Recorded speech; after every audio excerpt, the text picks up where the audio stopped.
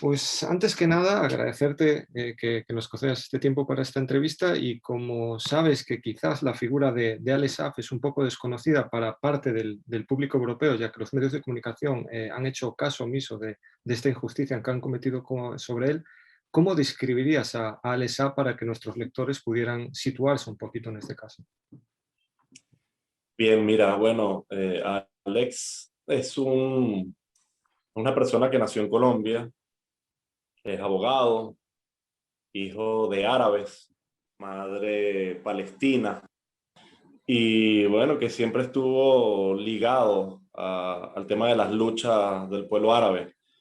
Em, Años como empresario, muchos años como empresario, y en una invitación que hizo el presidente Chávez, nuestro comandante supremo, a empresarios de Colombia, nuestro país vecino, pues él accedió a este llamado y se vino a Venezuela a trabajar.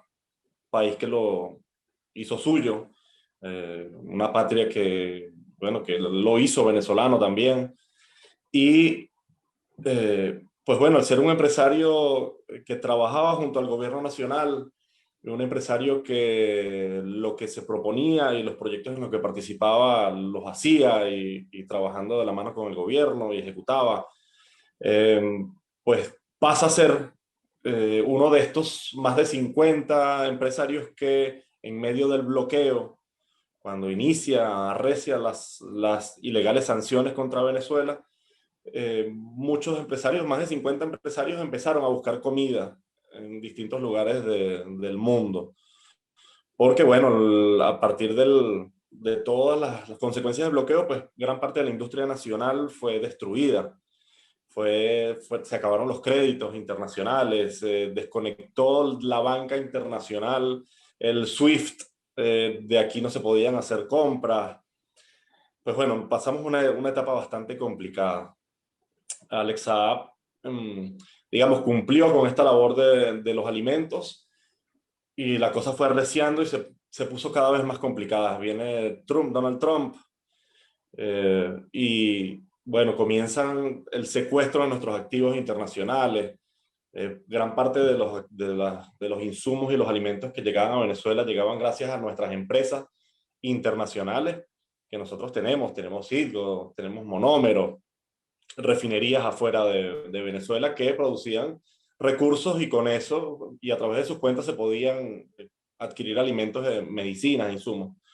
Y bueno, todo esto fue bloqueado y Alexa, pues bueno, con su ingenio, con su estructura financiera, logró sortear el bloqueo. Tanto así que el presidente lo llama, lo hace diplomático en abril de 2018, lo convirtió en enviado especial de la República Bolivariana de Venezuela para asuntos de interés principalmente humanitario. Entonces, ¿qué era esto? Bueno, que era humanitario porque estábamos en una crisis muy, pero muy terrible. Era la compra de alimentos, era la compra de medicinas. Cuando inicia la pandemia, era la compra de insumos para el COVID, y a nosotros nos vino por parte doble el COVID y el bloqueo completo a la industria petrolera. Esto significa que la refinación de petróleo para hacer gasolina, nosotros somos un país petrolero, obviamente, pero requiere insumos químicos, requiere inclusive algunas otras mezclas de gasolina y de otras mezclas de petróleo, y bueno, esto fue bloqueado completamente. Y Alexa logró traer barcos de gasolina en un momento en que parecía que el país iba a paralizarse por completo. Esto iba a ser un genocidio.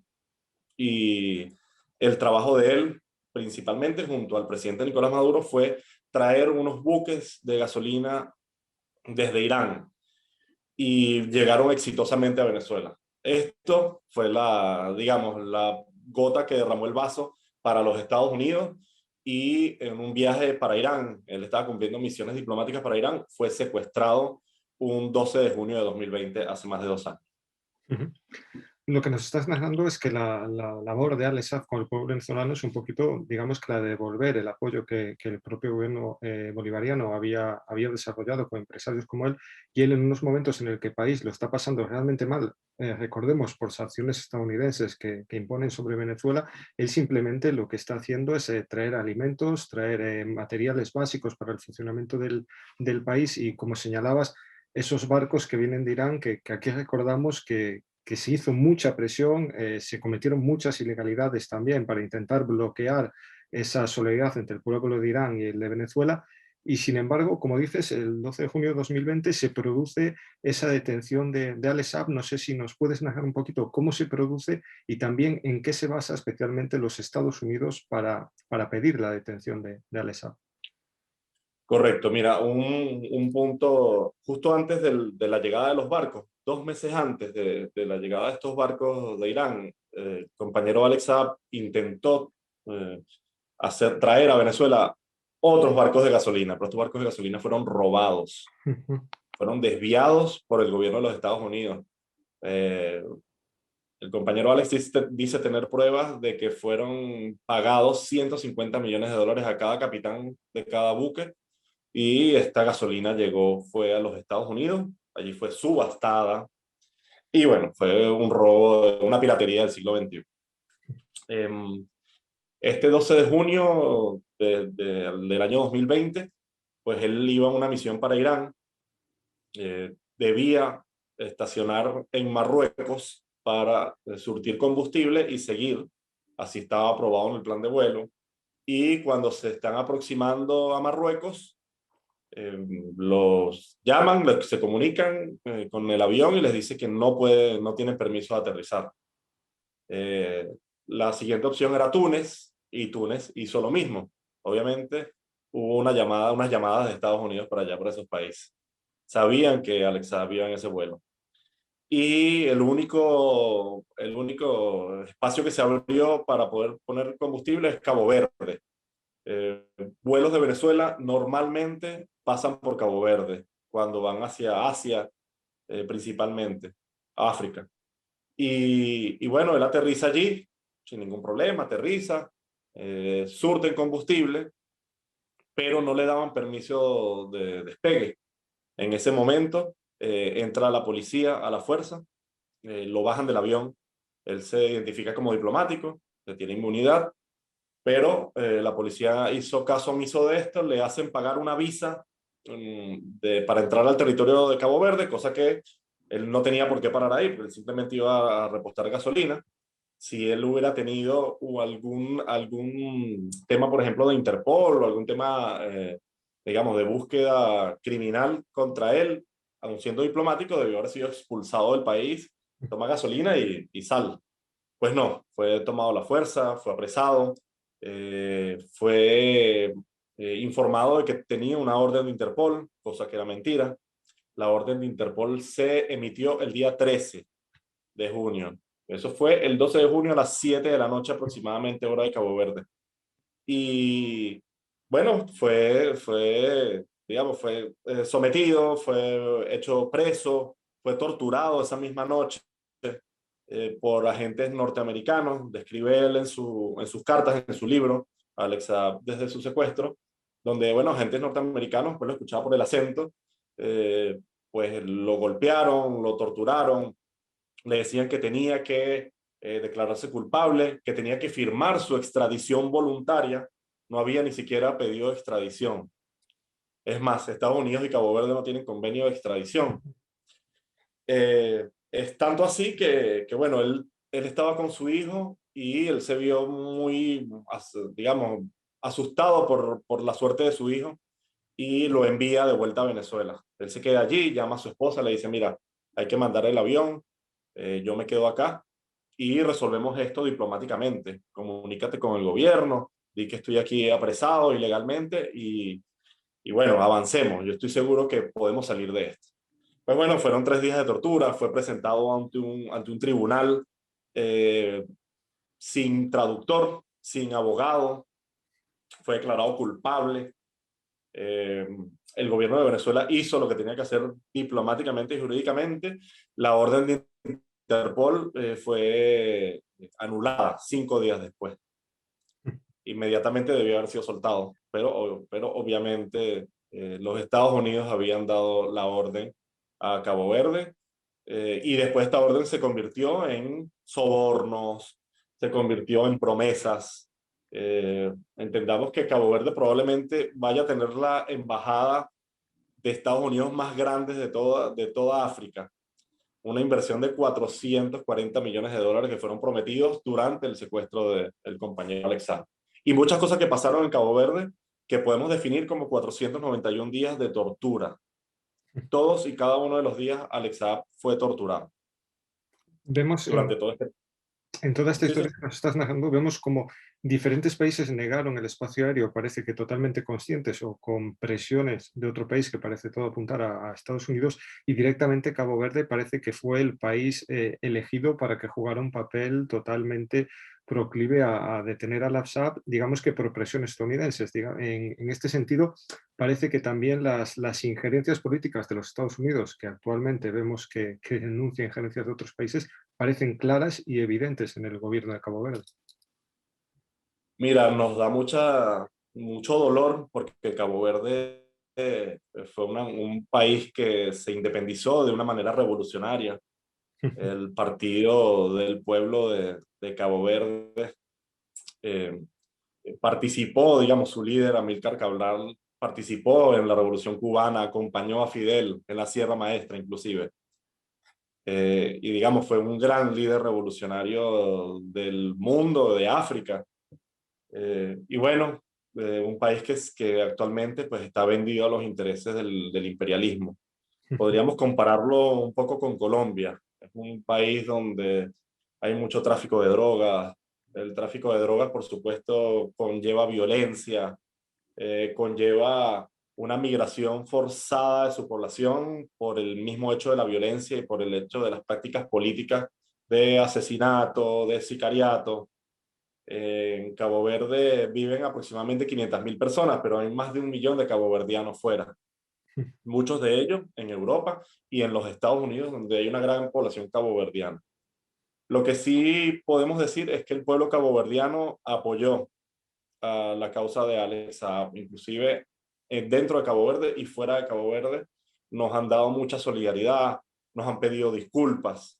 Ellos inclusive tuvieron miedo de que Venezuela tomara esto como un acto de guerra y fuera hasta Cabo Verde para hacer alguna acción militar y rescatar a Alex Saab, cosa que pudo haber pasado, pero digamos que Venezuela como pueblo de paz no la realizó. Vemos que en todo momento Venezuela intenta resolver esta situación por vías diplomáticas, también a través de la presión popular, pero personalmente enmarcaría esta detención de Alex Saab dentro de una serie de sucesos que están teniendo contra la revolución bolivariana, como fue el secuestro de sus activos en oro por parte del gobierno británico. También tenemos que tener en cuenta esos ataques a los buques que provenían de Irak, que estaban mostrando su solidaridad con Venezuela.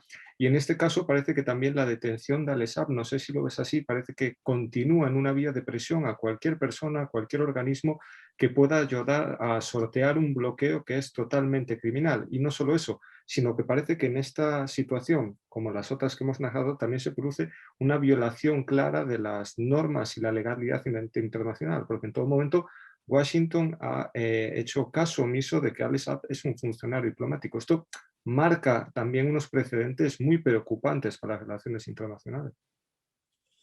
Mira, Venezuela siempre ha sido, digamos, una fuente confiable y directa y muy cercana de energía para los Estados Unidos, entre otras cosas, aparte de su posición geopolítica. Y a partir de la victoria del comandante Chávez en la presidencia de la República, Estados Unidos, los gobiernos sucesivos de los Estados Unidos han tomado posiciones hostiles contra Venezuela.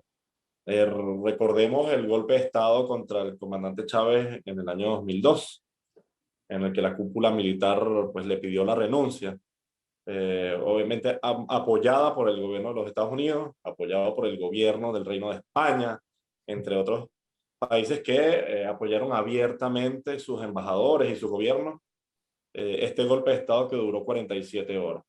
Pero digamos, después del asesinato del comandante Chávez en el año 2013, su muerte prematura, temprana y muy dolorosa para todos nosotros, Estados Unidos empezó su escalada de acciones violentas, digamos, desde el punto de vista económico y político contra Venezuela. Fue el mismo Obama, que Chávez lo conoció en persona, el mismo Obama quien inició toda esta escalada de sanciones ilegales contra Venezuela. Obama decretó a Venezuela una amenaza inusual y extraordinaria, que es, digamos, el documento base para poder montar todas las órdenes ejecutivas o medidas coercitivas unilaterales contra nuestro país. Este decreto Obama, como le decimos aquí en Venezuela, se renueva cada año. Si este decreto se renueva cada año, pues todo este resto de sanciones, estamos hablando de más de 700 medidas coercitivas unilaterales contra funcionarios, contra familiares de funcionarios, contra nuestros activos nacionales e internacionales, nuestras empresas. Somos uno de los países del mundo con más aviones sancionados, uno de los países del mundo con más barcos sancionados. Bueno, barcos petroleros principalmente, barcos que salían a buscar alimentos, y Venezuela, como un gran país petrolero que siempre ha sido, pues se ha dedicado en gran parte a producir petróleo y a buscar mercancías en otros países. Y bueno, pues es normal que Estados Unidos esté metido dentro de esto. Queremos hablar también del caso del avión en Argentina, que está pedido, que es un avión de carga, que está pedido por un tribunal de Florida, un avión nacional de una empresa nacional que simplemente se dedica a llevar mercancías, un avión de carga. Pero también hay que denunciar el secuestro de 19 tripulantes de la empresa Conviasa, muchos de ellos inclusive jóvenes, gente muy joven, que están en Argentina desde hace 2 meses presos, sin poder salir, sin poder volver a sus casas. Y lo peor de esto es que ninguno tiene ni una orden de algún tribunal contra ellos, no hay ningún criminal, como ellos quieren hacerlo ver.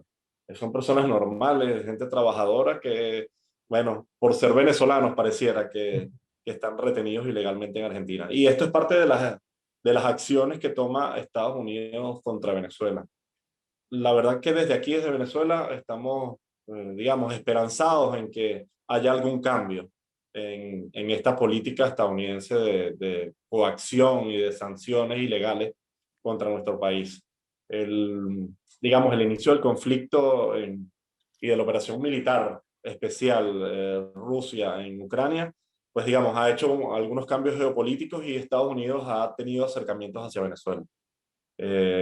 Pero a la vez que están ocurriendo estos acercamientos, entonces viene lo del avión, viene la decisión del tribunal inglés del oro, y entonces uno se pregunta, bueno, pero entonces ¿hasta dónde, hasta cuándo va a durar esto? Y si ellos dicen que quieren petróleo de Venezuela, que quieren reactivar la industria petrolera, pues ¿por qué continúan todas estas agresiones en medio de una negociación con Estados Unidos? Parece que las negociaciones o siempre la diplomacia que ejerce Washington con otros países nunca es de igual, de tú a tú.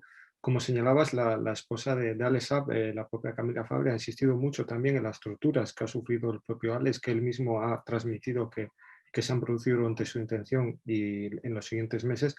Y parece que esto nos recuerda también un poco la situación del periodista Pablo González, que se encuentra detenido en Polonia y en el que vemos que se violan totalmente los derechos más básicos. No sé cómo es la comunicación de Alex, tanto con su familia, con su defensa, si se está produciendo, digamos, se puede producir una defensa justa o si también aquí se están violando los derechos más básicos de Alex.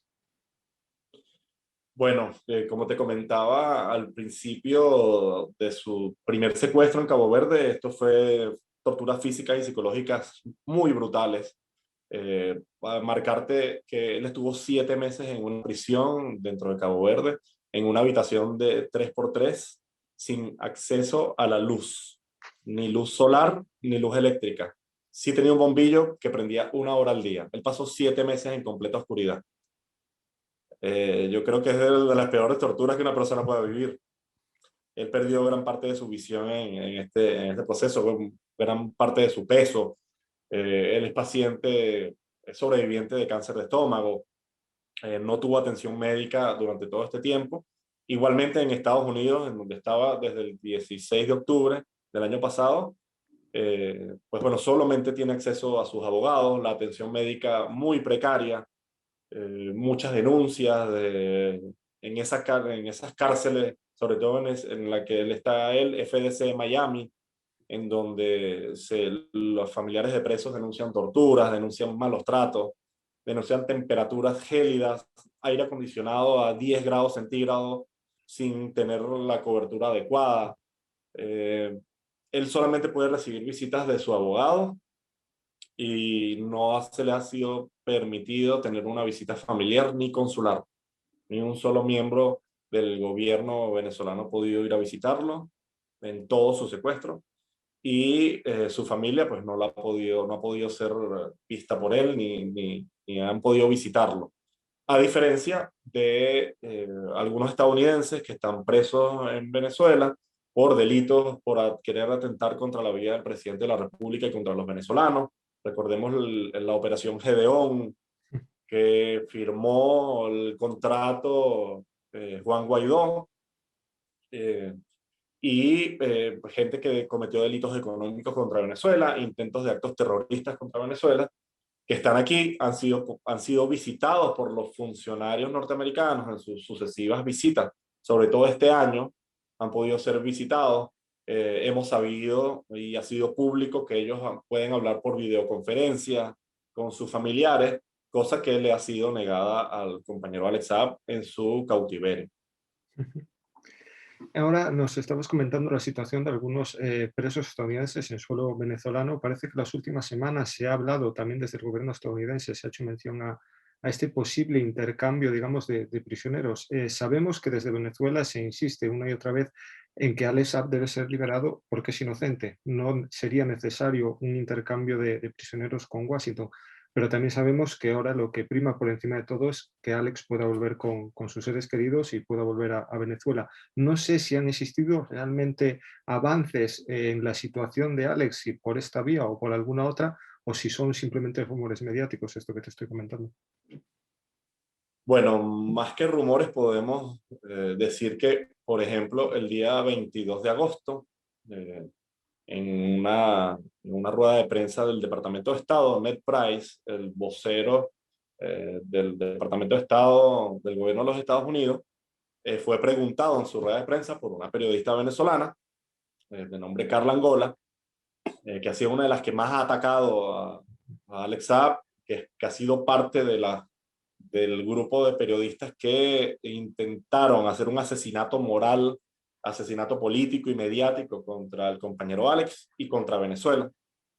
Pues le preguntó a Ned Price sobre este posible canje, a lo que él pudo haberse negado y pudo haber dicho no, como decían los voceros del gobierno de los Estados Unidos. Y esto es lo que nos da ciertas suspicacias de que esto se está, digamos, cocinando de cierta manera.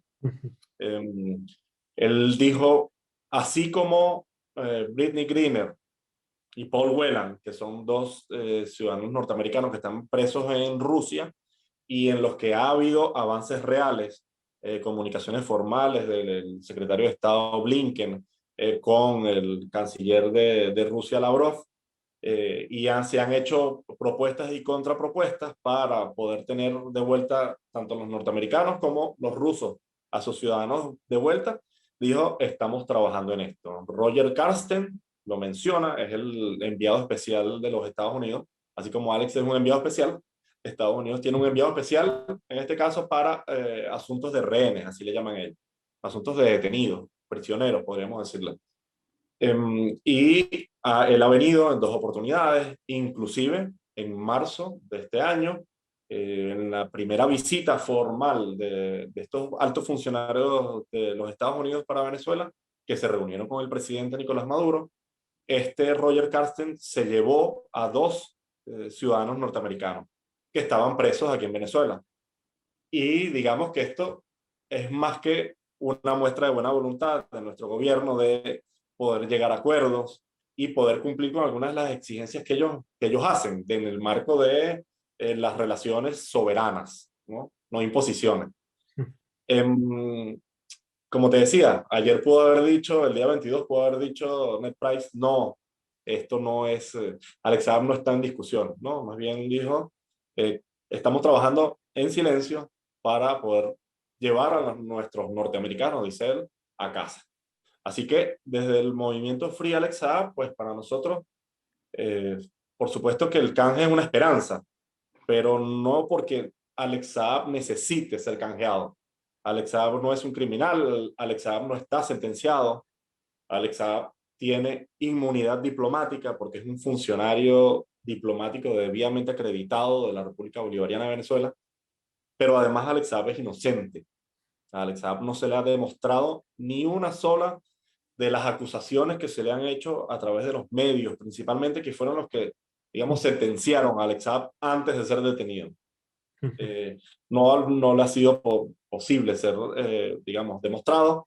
Él se ha declarado inocente, cosa que a Estados Unidos le duele mucho porque más del 90%, o inclusive he leído cifras más altas, hasta el 99% de las personas que van a juicio en los Estados Unidos terminan declarándose culpables por las presiones, por las amenazas, por los malos tratos y por el doble juego de la fiscalía en conjunto con la defensa y los jueces de buscar llegar a acuerdos para no hacer juicios muy largos. Pues el juicio de Alex Saab también se ha tardado demasiado.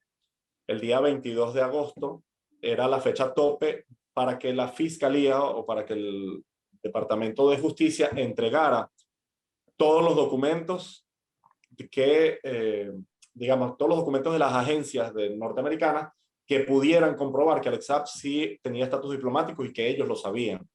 Pues al día 22 estos documentos no han sido entregados. El día 26 hay una audiencia y esperemos a ver qué va a decir el Departamento de Justicia, porque ellos decían que era que el Departamento de Estado, que la CIA, que el FBI no le entregaba los documentos. Pero el juez fue muy enfático en la última audiencia y ellos debían entregarlo. Así que esperemos que, digamos, para el día 26 podamos tener noticias sobre estos documentos que nosotros estamos bastante seguros por lo que salió en el libro de John Bolton, que trabajó en el gobierno de Trump, y Mark Esper, que fue secretario de Defensa, en donde dedica 8 páginas de su libro al caso de Alex Saab, de que ellos sabían que Alex Saab era no solo una figura importante del gobierno nacional, sino que era un funcionario que estaba en misión humanitaria y que hacía gestiones muy importantes para el gobierno. Así que esperamos bueno, que esto se demuestre y que el compañero Alex pues, pueda salir libre bajo la premisa que nosotros siempre hemos puesto por delante. Tiene inmunidad diplomática y debe ser liberado inmediatamente. Y ya para rematar, sé que el movimiento para la liberación de Alex Saab siempre ha ejercido mucha presión popular. Hemos visto una caravana estos días en la que el pueblo venezolano mostraba toda su solidaridad. Me gustaría darte la oportunidad de decirnos si hay nuevas acciones preparadas de cara al futuro próximo, qué tenéis pensado hacer para seguir mostrando ese pueblo en la calle que al final es un poco el sostén de las causas justas. Sí, mira, nosotros todos los meses, los días 16 para nosotros son muy importantes. Marca un mes más del segundo secuestro y de su llevada, de su extracción ilegal para los Estados Unidos, y todos los 16 siempre hacemos alguna gran actividad. Este mes tocó esta gran caravana en Caracas, en donde se tomó toda la ciudad de Caracas, con miles de personas que nos acompañaron y que mostraron respaldo, el respaldo del pueblo venezolano. Él no es solo un empresario que está luchando por su libertad propia, no, digamos que es un sentimiento nacional ya. Estados Unidos convirtió a una persona que era desconocida, porque si quiero decirte que Alex Saab para muchos de nosotros, para la gran mayoría, era una persona completamente desconocida, que trabajaba en secreto para el gobierno nacional. Y que Estados Unidos lo convirtió sin quererlo en no un mártir, perdón, esta palabra está muy mal dicha, lo convirtió en un héroe, lo convirtió en un símbolo de lucha revolucionaria, de lucha antiimperialista. Así que bueno, el movimiento Free Alex Saab pues continúa sus acciones, acciones de calle, conversatorios con la gente, en donde actualizamos el caso con el pueblo venezolano, También la conformación de los movimientos Free Alex Saab en los distintos países del mundo, en donde hay movimientos sociales, políticos, humanitarios, de derechos humanos, que al conocer la causa, esta causa que es justa y que es una causa pues, de una clara violación al derecho internacional y al derecho de los pueblos a ser soberanos y a nombrar a sus diplomáticos y a buscar alimentos y medicina y del derecho a la alimentación, entre otros, pues el movimiento Free Alex Saab se amplía y siempre nos llegan nuevas conformaciones de los movimientos en distintos países del mundo. Eh, También tenemos el lanzamiento del libro de cartas desde su secuestro, que escribió desde Cabo Verde, distintas cartas dirigidas al primer ministro de Cabo Verde, al presidente Nicolás Maduro, a su familia, que son unas muestras muy claras de todas las violaciones que él sufrió y las cosas que él pensaba con respecto a Estados Unidos. Valoraciones.